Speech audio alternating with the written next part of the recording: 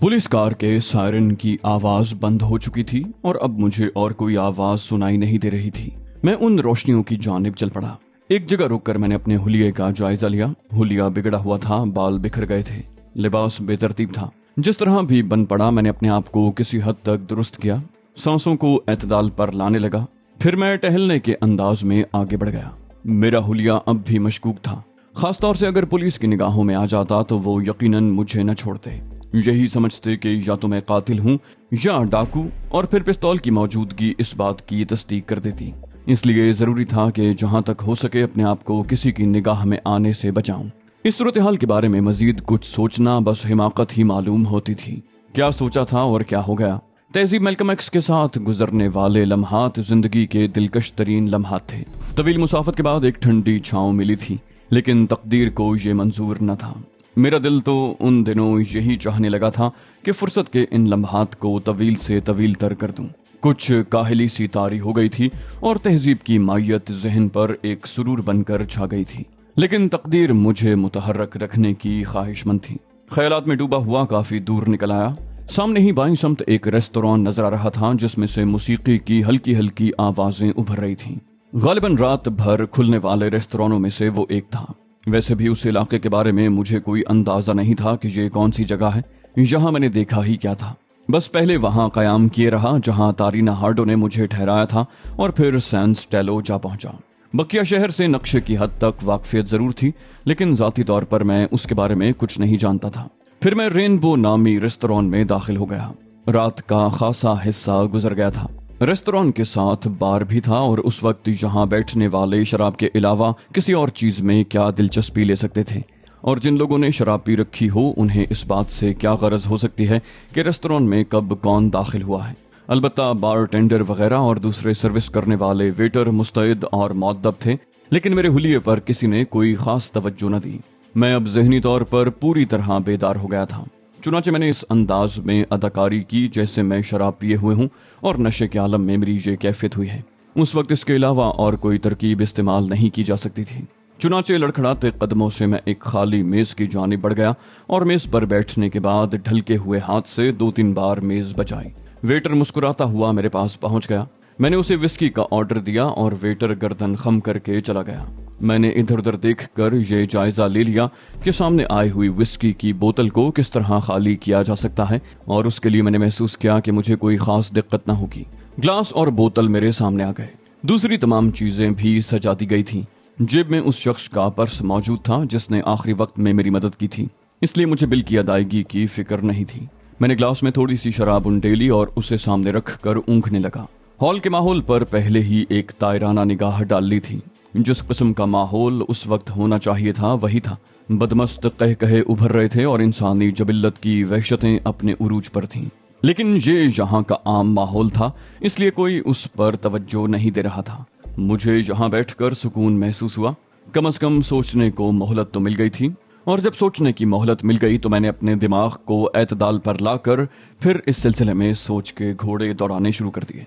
बात वहीं से शुरू होती थी, यानी उस वक्त से जब तारीना हार्डो ने मुझे उन हालात की इत्तला दी थी। फिर बात के वाकयात से यूं महसूस हुआ जैसे 2 गिरोहों में जो हम दोनों में दिलचस्पी रखते थे आपस में ठन गई है। उनमें से एक के बारे में हमारा ख्याल था कि उसका ताल्लुक इंतजामिया से हो सकता है, लेकिन दूसरे गिरोह के लोग कौन थे और तारीना हार्डो के कत्ल के बाद मुझे वहां से बचाकर लाने वालों की कोशिश क्या हैसियत रखती थी। क्या वाकई वो मुझे इंतजामिया से बचाना चाहते थे? लेकिन इसमें उनका क्या मकसद पोशीदा था? क्या ये वही लोग हो सकते थे जिन्होंने हायल जोशियो के रूप में मौजूद मैडम मार्टिना के खिलाफ अमल किया था? लेकिन फिर उन्हें मुझसे और तहजीब मैल्कम एक्स से क्या दिलचस्पी हो सकती थी, और क्यों दिलचस्पी थी, इसकी वजह जानना जरूरी था। तारीना हार्डो की कैफियत भी जहन में एक मुअम्मा बनी हुई थी। उस वक्त तो यकीनन वो अपने आपे में नहीं थी जब उसने मुझ पर कातिलाना हमला किया था। मेरे लिए बचाव का कोई और रास्ता नहीं रहा था, लेकिन उस वक्त मेरे जहन में ये ख्याल तक न था कि तारीना हार्डो मेरे हाथ से इस तरह मारी जाएगी। और क्या ये लोग इस बात की तवक्को रखते थे कि मैं तारीना हार्डो को कत्ल कर दूंगा, या सिर्फ ये जानते थे कि तारीना हार्डो उस वक्त मेरे कमरे में आई है? लंबे कद के आदमी का मेरे अकब में देखने का अंदाज कुछ ऐसा ही था जैसे उसे तवक्को हो कि मेरे पीछे कोई और भी बाहर निकलेगा। गोया तारीना हार्डो के मेरे कमरे में दाखिले की खबर दूसरे लोगों को भी थी। اور ان لوگوں کو بھی جو تارینا ہارڈو کے مخالف تھے۔ کسی بھی فیصلے پر پہنچنا اس وقت خاصا مشکل معلوم ہو رہا تھا۔ حالات نے ایک بار پھر اس طرح الجھا دیا تھا کہ کوئی بہتر صورت نظر ہی نہیں آ رہی تھی۔ تہذیب کی گمشدگی کا معاملہ بھی تھا جو میرے نزدیک سب سے زیادہ اہم تھا۔ تہذیب کو تو میں کسی قیمت پر نہیں چھوڑ سکتا تھا، وہ تو اب میری زندگی کا ایک حصہ تھی، اور اس کے بغیر زندہ رہنا محبت کے پاکیزہ جذبے کو بدنام کرنا تھا۔ وہ میرے کمرے سے کہاں چلی گئی تھی؟ خود گئی تھی یا اسے لے جایا گیا تھا؟ دفتن ذہن میں ایک اور دھماکہ ہوا۔ میں نے دروازے پر ہونے والی آہٹیں سن کر دروازہ اندر سے خود ہی کھولا تھا۔ اگر تہذیب کو اغوا کر کے کہیں لے جایا گیا تھا تو پھر کمرے کا دروازہ اندر سے کیسے بند ہوا؟ کیا تہذیب اس وقت کمرے میں ہی تھی؟ کیا میرے نیم خوابیدہ ذہن نے غلط سوچا تھا، غلط فیصلہ کیا تھا؟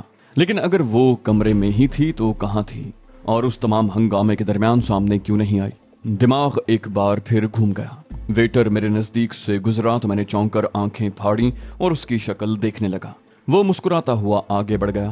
میں نے ضروری سمجھا کہ گلاس کی شراب کو نیچے بہا کر ضائع کر دوں، اور میں نے احتیاط سے ایسا ہی کیا اور بوتل سے مزید شراب انڈیل لی تاکہ ان لوگوں کو کوئی شک نہ ہو سکے۔ ذہن پھر تہذیب میں الجھ گیا۔ دروازے کے بند ہونے کا معمہ سمجھ میں نہیں آ رہا تھا۔ کیا تہذیب وہیں کہیں کسی گوشے میں بے ہوش پڑی ہوئی تھی؟ کیا اسے کمرے سے باہر نہیں نکالا گیا تھا؟ اگر ایسا تھا تو واقعی مجھ سے شدید حماقت ہوئی، لیکن کیا کرتا؟ جو کچھ ہوا وہ اس قدر اچانک اور غیر متوقع تھا کہ میں چکرا کر رہ گیا۔ میں نے گلاس میں سے تھوڑی سی شراب اور نیچے گرا دی اور اس وقت اپنے سامنے کسی کو کھڑا پا کر نگاہیں اٹھائیں۔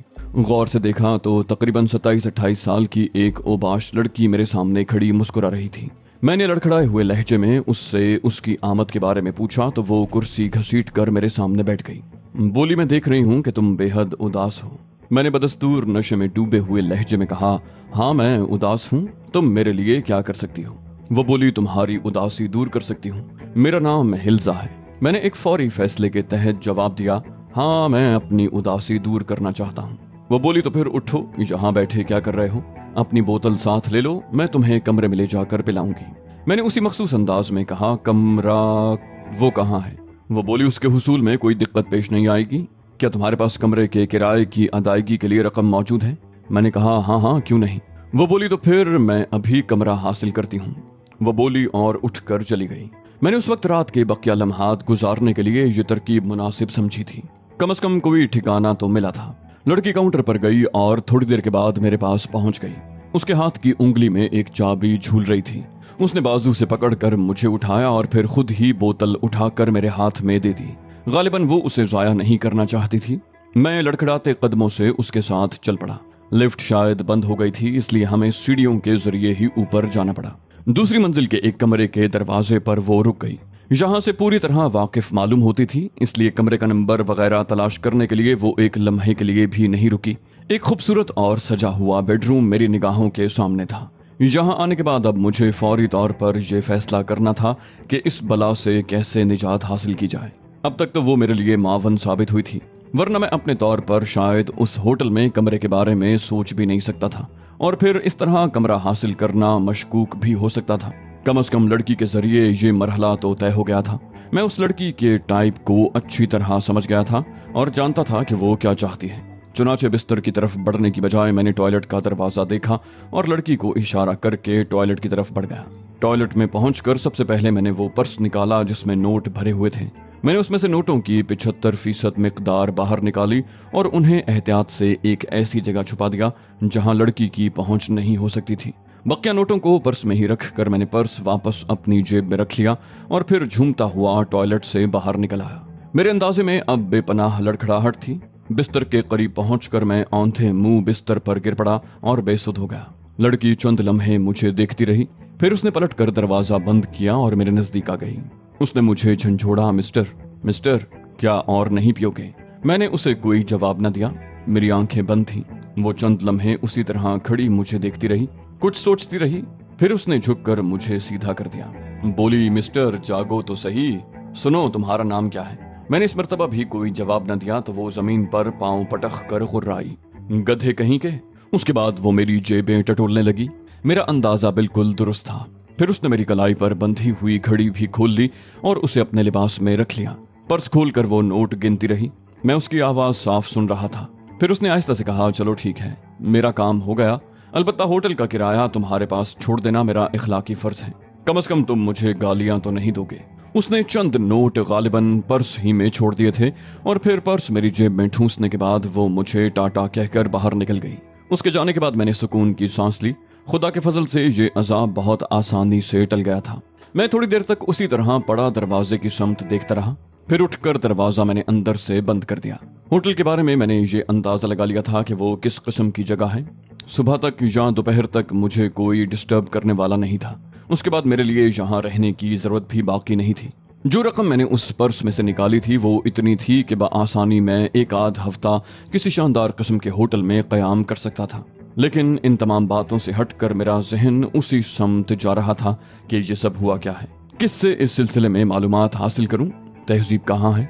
अगर मैं उसे उसी कमरे में छोड़ आया हूं तो ये मेरी जिंदगी की सबसे बड़ी हिमाकत थी। सुबह तक मैं सोचता रहा और आखिर यही फैसला किया कि किसी मुख्तदर शख्सियत से राब्ता कायम करूं। किसी छोटी मोटी शख्सियत से मिलना बिल्कुल हिमाकत है। वो बड़ी शख्सियत जिससे मैं मिलना चाहता था वजीर दाखिला के अलावा किसकी हो सकती थी। चुनाचे मैंने दिल में फैसला कर लिया कि फौरी तौर पर वजीर दाखिला से राब्ता कायम करके बातचीत करूंगा और उसके बाद भी अगर हालात बेहतर न हुए तो इसमें मेरा कोई कसूर नहीं होगा। जिस शख्सियत से मेरा राब्ता कायम हुआ था और जिसकी वजह से मैं इन मामलात में मुलव्विस हुआ था वो तो मेरे ही हाथों मारी जा चुकी थी। रोशनी फूटी तो मैं बाथरूम में जा घुसा और फिर इतनी देर तक ठंडे पानी के शावर के नीचे बैठा रहा कि जहन की तमाम कुसलमंदी धुल कर बह गई। लिबास वही था जो बदन पर मौजूद था, उसके अलावा कुछ भी नहीं था। एक तरह से बिल्कुल ही बेयारो मददगार होकर रह गया। पूरे 9 बजे के करीब एक वेटर मेरे कमरे में दाखिल हो गया। उसने कहा, जनाब आली का कयाम कितनी देर है, टैक्सी वगैरह की जरूरत तो नहीं है। मैंने कहा, अगर मैं इस कमरे में मजीद रुकना चाहूँ तो क्या? वो बोला, नहीं जनाब, ये कमरा शाम को 7 बजे के बाद दिए जाते हैं और सुबह 9 बजे से पहले खाली करवा लिए जाते हैं। दिन में यहाँ किसी के कयाम की गुंजाइश नहीं होती। उसने मौदबाना अंदाज में कहा और मैं उठकर खड़ा हो गया। मैंने कहा शुक्रिया और उसे थोड़ी सी टिप देकर बाहर निकल आया। वाजिबात की अदायगी भी मैंने वेटर को ही कर दी थी। बाहर निकलकर मैंने इधर उधर देखा। उस वक्त सूरत हाल मेरे लिए इंतहाई मखदूश थी। दिल तो चाह रहा था कि दंदनाता हुआ वजारत दाखिला के दफ्तर पहुंच जाऊं, लेकिन अक्ल इस बात से रोकती थी। फिर उस हुलिये में तो कहीं भी नहीं जा सकता था, मगर खतरा मोल लिए बगैर चाराए कार भी नहीं था। चुनाचे पैदल एक समत चल पड़ा और काफी दूर निकलने के बाद एक जनरल स्टोर में दाखिल हो गया। यहाँ रेडीमेड लिबासों के साथ साथ दूसरी तमाम जरूरत की चीजें भी मौजूद थीं और उनकी खरीदारी में मुझे कोई दिक्कत नहीं पेश आई। ये तमाम चीजें खरीद कर मैंने एक छोटे से सूटकेस में रखवाई। स्टोर के एक कैबिन में एक लिबास पहन कर देखा और फिर उसे बदन पर ही रहने दिया।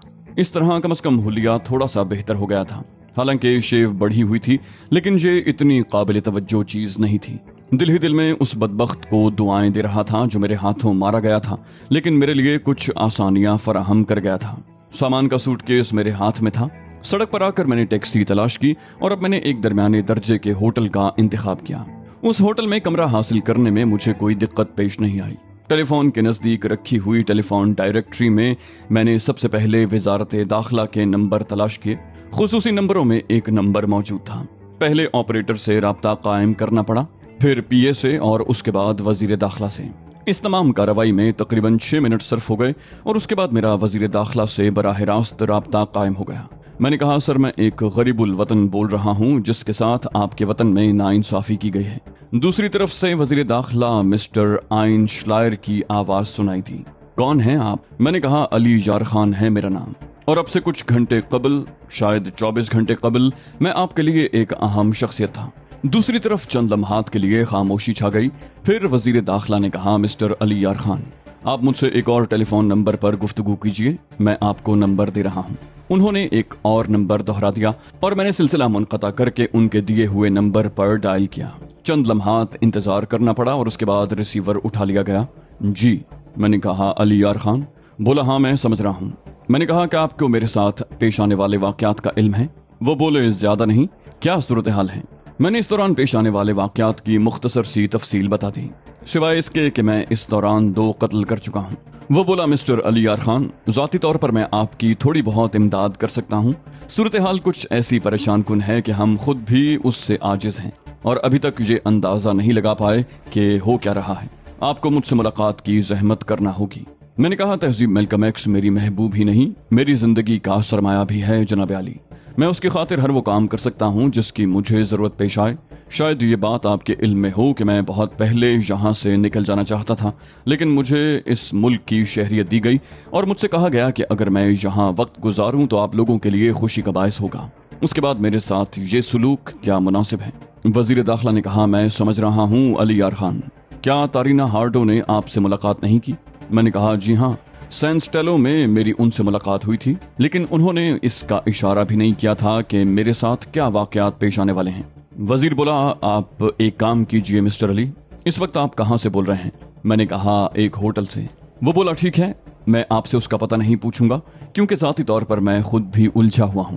البتہ آپ ایک کام کیجئے، 2:30 بجے آپ اپنے ہوٹل سے نکل کر ایک ٹیکسی میں بیٹھیے اور یوکرائن نامی جگہ پہنچ جائیے. ٹیکسی ڈرائیور آپ کو اس جگہ پہنچا دے گا.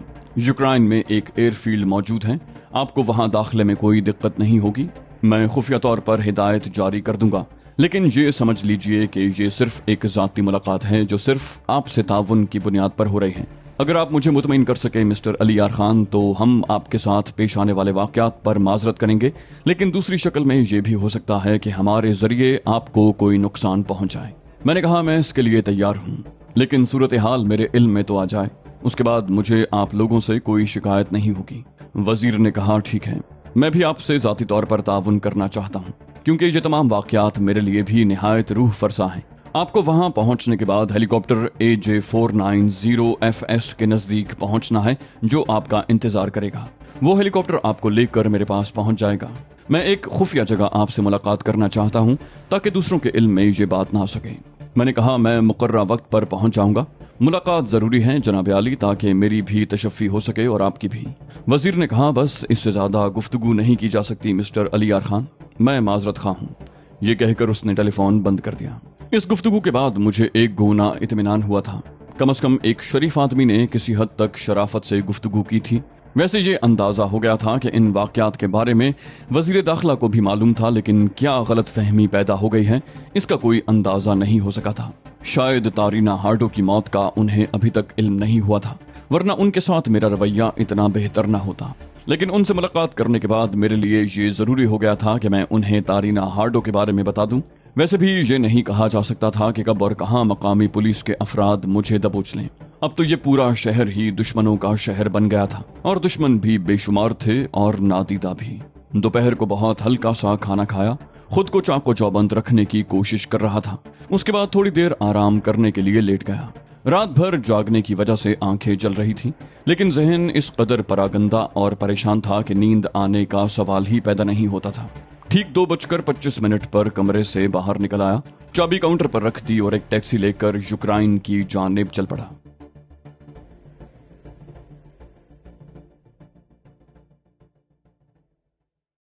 تو دوستو یہ تھی ہماری آج کی ایپیسوڈ. امید کرتے ہیں آپ کو ہماری کہانی پسند آئی ہوگی. جانے سے پہلے اس ویڈیو کو لائک کیجئے اور شیئر کرنا مت بھولیے. کامنٹ کر کے ہمیں بتائیے کہ آپ کو ہماری ویڈیو کیسی لگی، اور اگر ابھی تک آپ نے اس چینل کو سبسکرائب نہیں کیا تو اسے سبسکرائب کیجئے اور بیل آئیکن دبا کر آل نوٹیفیکیشنز آن کر لیجئے.